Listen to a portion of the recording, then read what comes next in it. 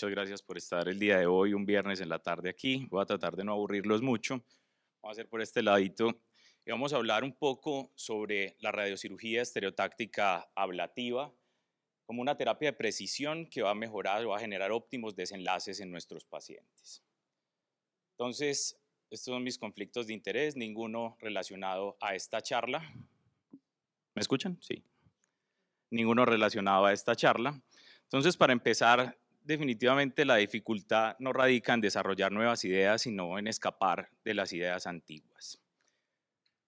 De aquí entonces, esta es una agenda que puede ser un poquito ambiciosa, pero vamos a tratar de darla en los próximos 20 minutos.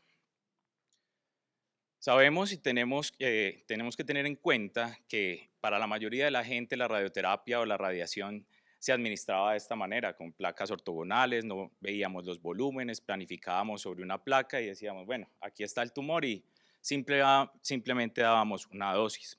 Y utilizábamos máquinas con las cuales no podíamos direccionar específicamente o verificar que estábamos dando la radiación de manera óptima en el lugar adecuado. Entonces, así se planeaba la radioterapia en el siglo XX. Sin embargo, ahora tenemos planeación 3D, confusión de tomografía, PET, resonancia magnética. Podemos verificar exactamente qué estamos tratando y adicionalmente qué vamos a proteger. Sin embargo, todo el trabajo de lo que nosotros hacemos debe hacerse de manera multidisciplinaria y esto es realmente lo que va a impactar el desenlace en el tratamiento de los pacientes con cáncer.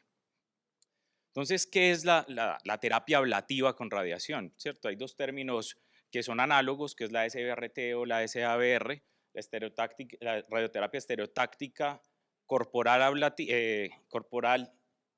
y la radioterapia estereotáctica ablativa. Y hay otro término que se está empezando a utilizar que es la IGABT, que es la braquiterapia ablativa, de la cual no vamos a hablar el día de hoy, pero sí es importante que la vayamos teniendo en cuenta. Entonces, ¿qué es esto? Entonces, es la entrega precisa y focalizada de radiación con dosis ablativas. Es un arreglo especial de haces y movilización especial con un equipo que me permita verificar exactamente qué estoy tratando, dónde necesito tratar y protegiendo lo que necesito proteger, exactamente como vamos a ver aquí. Aquí ven la máquina cómo se va moviendo y va disparando dosis de radiación que se circunscribe de manera adecuada al tumor y protege, en este caso, los órganos a riesgo principales, como en este caso que es la médula espinal, el hígado, el resto de pulmón, el corazón adelante. Entonces, ¿qué hace posible este tipo de tratamiento? Más que una máquina, una técnica, una modalidad, es un trabajo en equipo que es coordinado, de alta precisión, con alta dosis por fracción, con márgenes pequeños, dosis circunscrita para proteger órganos a riesgo, mientras se administra una dosis ablativa al tumor. Por concepto, ¿qué es una dosis ablativa? Pues dosis superiores a 500-600 centigrados por fracción. Esto requiere un enfoque riguroso en el contorneo del tumor, la inmovilización, control de movimiento, guía de imágenes y entrega de tratamiento. Pero realmente lo más importante que tenemos que tener en cuenta es el recurso humano entrenado y competente en una cultura de seguridad para poder hacer este tipo de manejos. El mercado de radiocirugía a nivel mundial ha incrementado para la radiocirugía extracraneana en el caso de pulmón un 255%. Cada vez tenemos más indicaciones en las cuales podemos aplicar este tratamiento y vemos que de todas las aplicaciones, pulmón ostenta más o menos el 52% de las indicaciones.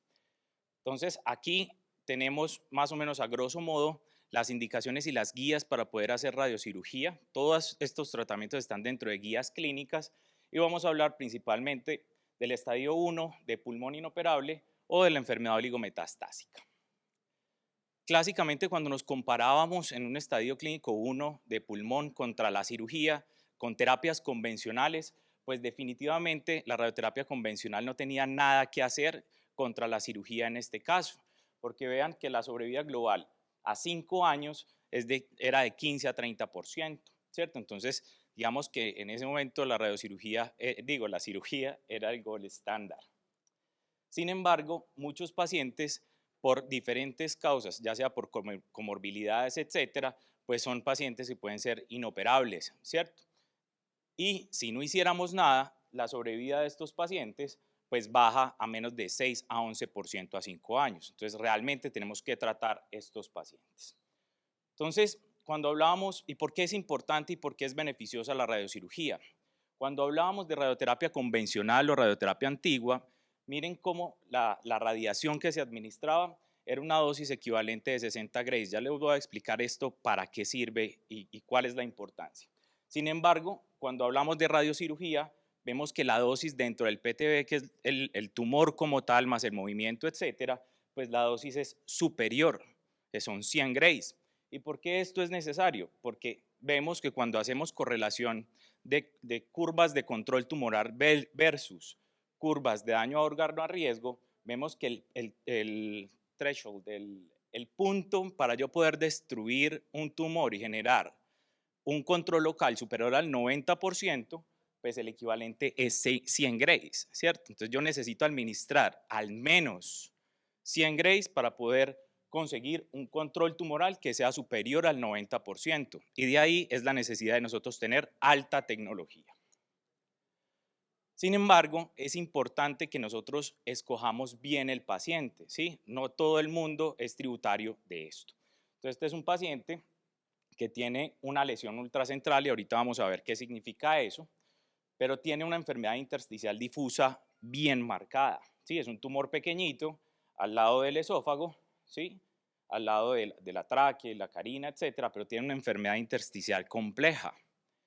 Entonces, cuando nos ponemos a evaluar los criterios de una enfermedad intersticial basados en una tomografía de alta resolución, teniendo en cuenta las reticulaciones, las bronquiectasias de tracción, la configuración de panal de abejas o las opacidades en vidrio esmerilado, pues vemos que este paciente realmente tiene alto riesgo de que si yo hago una radiocirugía se me empeore esa enfermedad inflamatoria intersticial del pulmón. Por tanto, este paciente, a pesar de tener un tumor pequeño que sí podríamos tratar, no es tributario a este tratamiento, ya que lo primero es no generar daño, ¿cierto?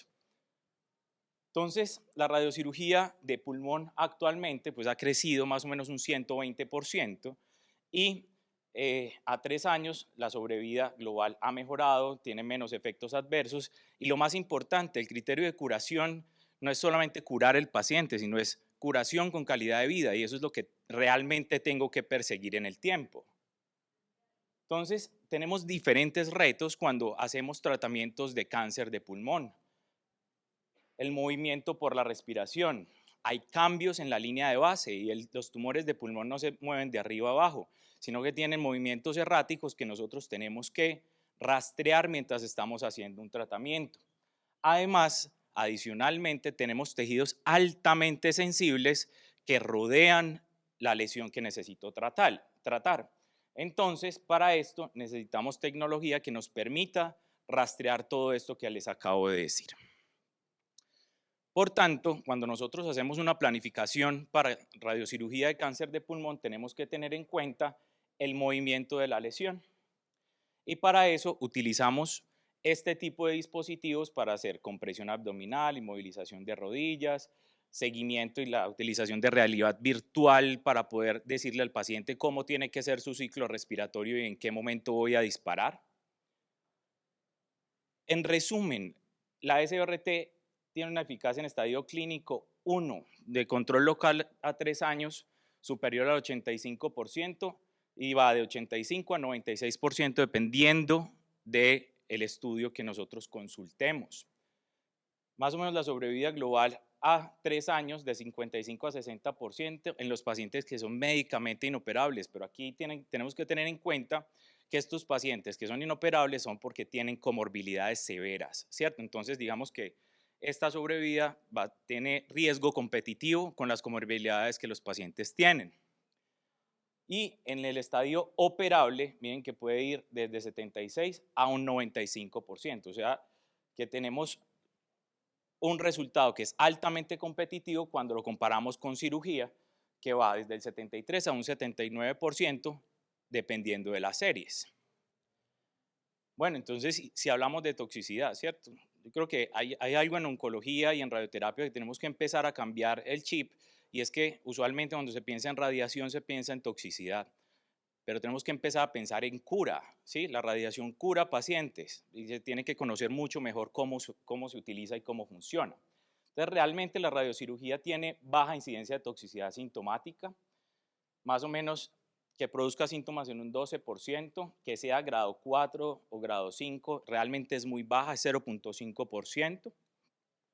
Cuando comparamos con cirugía, pues hay morbilidad perioperatoria un 38%, mortalidad de 1.4% cuando la vemos a 30 días, pero si la vemos a 90 esto aumenta, como les voy a mostrar posteriormente.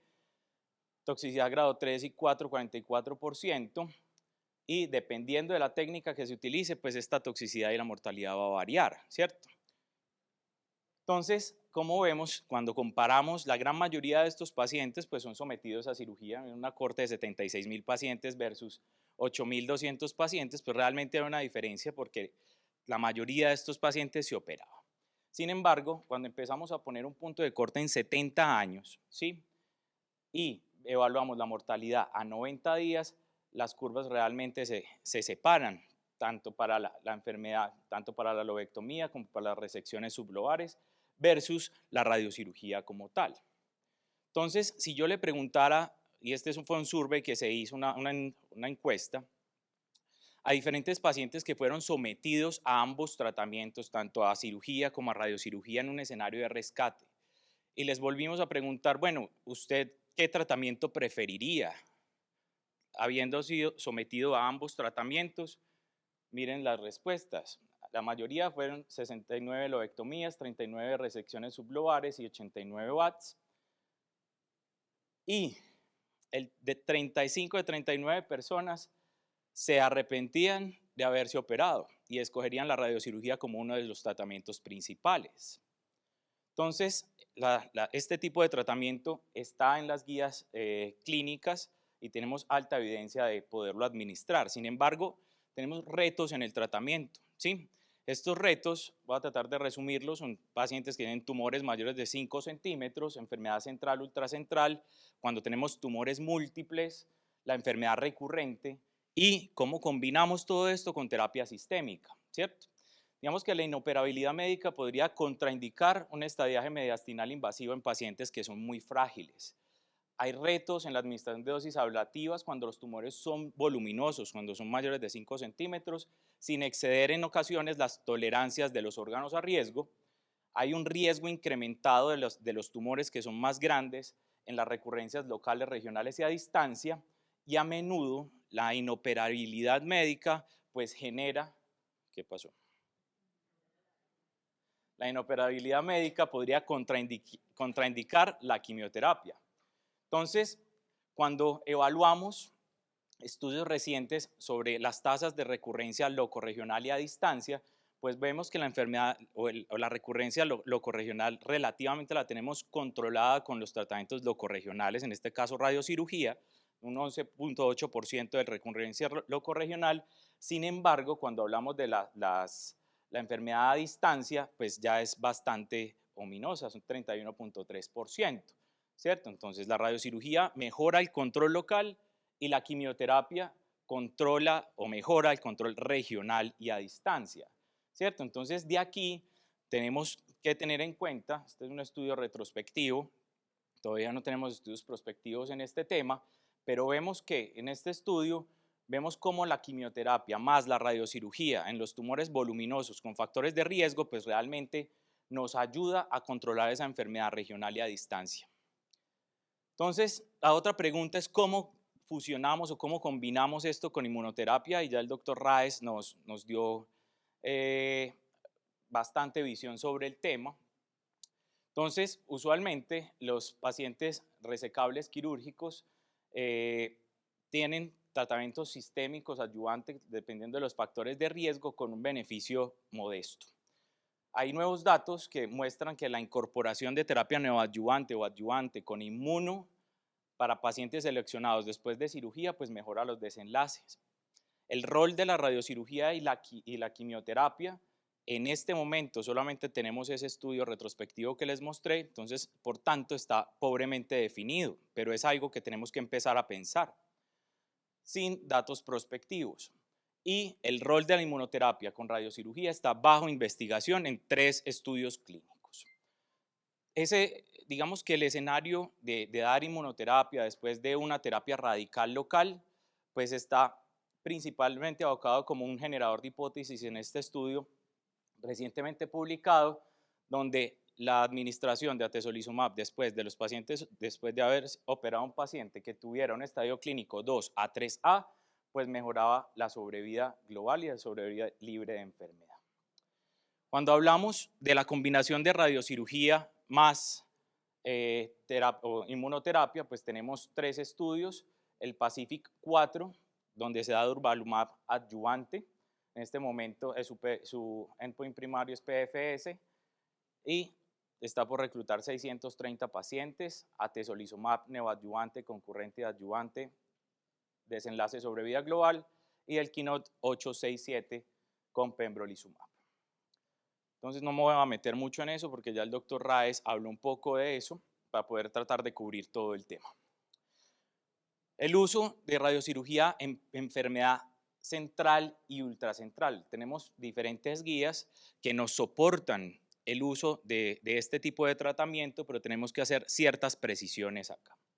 Entonces, ¿cómo definimos enfermedad central o ultracentral? Usualmente nosotros, ¿qué hacemos? Pintamos todo el árbol bronquial hasta los bronquios fuentes primarios, hacemos una expansión de 2 centímetros y todo lo que esté dentro de esos 2 centímetros es una enfermedad central. Cuando la lesión toca cualquier estructura que esté dentro de esos 2 centímetros o se mete dentro de esas estructuras, ya es enfermedad ultracentral. Entonces, la definición de enfermedad ultracentral, pues la vamos a ver en esta diapositiva. Estas son las posibles localizaciones de una enfermedad ultracentral.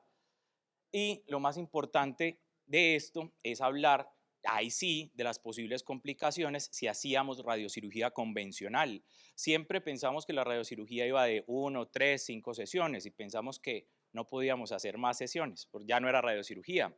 Sin embargo, el término de radiocirugía de menos de 5 sesiones fue acuñado por Estados Unidos simplemente por efectos de pagador. ¿Sí? La radiocirugía es la técnica de precisión con la cual administramos con dosis superiores a 600 centigrados por sesión. Eso es radiocirugía. Entonces, cuando vamos a evaluar la toxicidad relacionada y la mortalidad relacionada a este tipo de tratamiento de enfermedad ultracentral, pues ahí sí tenemos que tener varias cosas en cuenta. Y es que la mayoría de los pacientes, el 55% de los pacientes presentaron hemorragias pulmonares cuando se asociaban principalmente al uso de bevacizumab o tratamientos anticoagulantes o antiplaquetarios durante o previos al tratamiento, ¿cierto? Entonces, de aquí empiezan a surgir ciertas alertas en las cuales nosotros, si este paciente tiene ese tipo de tratamiento, pues tenemos que cambiar la estrategia con la cual nosotros vamos a tratar. Entonces, este fue el estudio más reciente, que es el ILLUS Trial, donde ya no utilizaban 5 sesiones, sino 8 sesiones, con una dosis de 7 grays por sesión. Entonces, aquí se demostró que realmente había una diferencia cuando administrábamos dosis de radiación en ese fraccionamiento y las lesiones estaban separadas a 0,5, 6 a 10 milímetros o más de 10 milímetros del órgano a riesgo como tal. Entonces, para esto, cuando estos pacientes tienen un tumor ultracentral, pues el fraccionamiento preferible en estos casos sería 60 grays en 10 a 15 fracciones. 5 minutos. En 10 a 15 fracciones. ¿Por qué? Porque la probabilidad de toxicidad es inferior al 4%. Entonces ahí ya nosotros protractamos el tratamiento y optimizamos el desenlace porque ese 60 en 10 o en 15 sesiones es equivalente a 100 grays también. Entonces, ya saben, primero no hacer daño. Entonces tenemos que buscar el control local y no hacer daño. Voy a ir más rápidamente. La probabilidad de que se generen segundos primarios en el pulmón, tanto para la cirugía como para las terapias de radiación, es equivalente entre el 4 al 6%. Y hay múltiples estudios que avalan que la radiocirugía puede ser una terapia benéfica en los pacientes en este tipo de escenario. Es importante saber que hay ciertos puntos en los cuales van a ser predictores de toxicidad y que nosotros, cuando estamos haciendo un plan de reirradiación, tenemos que tener en cuenta si la enfermedad es ultracentral, si la recurrencia es dentro de la zona que fue previamente irradiada, si los tumores son grandes, mayores a 5 centímetros o voluminosos, si el plan la evaluación cuando evalúa el pulmón, el B20 de pulmón es superior a 30%, la sumatoria de ambos planes de 30%. ¿Qué es el B20? Es la dosis de dispersión de 20 grays que no supere el 30% del volumen de los pulmones. La evaluación por neumología, el BEF1 menor al 65% y que el paciente tenga un performance status bajo de entrada. Entonces, las guías de ASTRO, la Sociedad Americana de Radioterapia, avalan este tipo de tratamiento para rescate después de resección sublobar, después de radioterapia convencional, después de una radiocirugía. Y cuando empezamos a entender que estos pacientes se pueden combinar con terapia sistémica para mejorar el beneficio, darle más beneficio a la terapia sistémica, pues vemos que la terapia local ablativa, como tratamiento de consolidación a la terapia sistémica, pues mejora la generación de nuevas lesiones, la PFS, etc. Es importante discriminar entre las recurrencias y los cambios post-radioterapia. No es lo mismo yo evaluar un paciente que recibió radioterapia convencional versus un paciente que recibió radiocirugía, y voy a ir directamente al grano en esto, y es que el paciente después de radiocirugía tiene que seguirse con tomografía, no se hacen PETs, se hace tomografía porque la radiocirugía es altamente inflamatoria. Entonces, si hacemos un seguimiento con PET, ¿qué va a pasar? Va a captar, ¿cierto? Entonces, el seguimiento se hace con tomografía y vamos a tener en cuenta estos factores de alto riesgo en el seguimiento. ¿Cuáles son los dos más importantes? El crecimiento craneocaudal y el abombamiento de bordes. Si eso se presenta, entonces vamos a seguir este algoritmo en el cual ahí sí vamos a evaluar que ese paciente sí va a necesitar un PET y posteriormente una biopsia si es que el PET es positivo. Entonces, la radiocirugía en cáncer de pulmón y metástasis pulmonares, vean que podemos seguir el volumen del tumor, verificar la zona donde estamos tratando. También podemos hacer tratamientos de las oligometástasis, sean vertebrales, sean cerebrales, sean óseas, etcétera, con resultados bastante buenos. Otra pregunta importante es, bueno, si usted le hace una radiocirugía, ¿cuándo empiezo la terapia sistémica? ¿Cierto? Entonces, esta es una tabla de resumen, no me voy a extender mucho en esto. En esencia, uno puede empezar la terapia sistémica 1 a 2 semanas después de una radiocirugía y la debe suspender 1 a 2 semanas antes, con excepción de los anti-EGFR. Para llevar a casa y terminar, la radiocirugía es un paradigma de tratamiento emergente en el estadio temprano. La cirugía sigue siendo el gold estándar o el standard of care en estadio clínico 1, sin embargo tiene costos en morbilidad, mortalidad y tiempo hospitalario. La SBRT ha reemplazado la radioterapia convencional con excelentes resultados en control local y sobrevida, pero siempre, y este es el mensaje, debemos administrar dosis superiores a 100 grays en dosis biológica efectiva. El estadiaje con PET y el estadiaje nodal sistémico, o sea, con EUS, mediastinoscopia, mejoran la selección de los pacientes. Un paciente que vaya a ser llevado a radiocirugía como tratamiento único debe tener ambos tratamientos. Sabemos que hay falsos positivos, incluso falsos negativos del PET, por tanto la mediastinoscopia o el EUS es importante. Puede administrarse en tumores mayores a 5 centímetros, centrales, ultracentrales, en combinación con múltiples terapias sistémicas. En el estadio localmente avanzado o avanzado, la ablación local de estos tumores seleccionados puede ser un complemento o mejoría a la terapia sistémica. Hay sinergismo con la inmunoterapia y la radiocirugía también es una opción muy efectiva en el rescate, además de segura para la enfermedad recurrente de un tratamiento definitivo. Entonces, la radiocirugía provee una vía hacia el tratamiento curativo en todos los estadios del 1 al 4. Locura es hacer lo mismo siempre, esperar obtener resultados diferentes. Entonces, ¿qué tenemos que hacer? Tenemos que hablar, ¿cierto? Tenemos que hacer manejo multidisciplinario. Porque todos juntos logramos más, ¿cierto? Y este es el equipo regional de radioterapia de AUNA, con el cual estoy orgulloso de trabajar y dirigir. Muchas gracias a todos.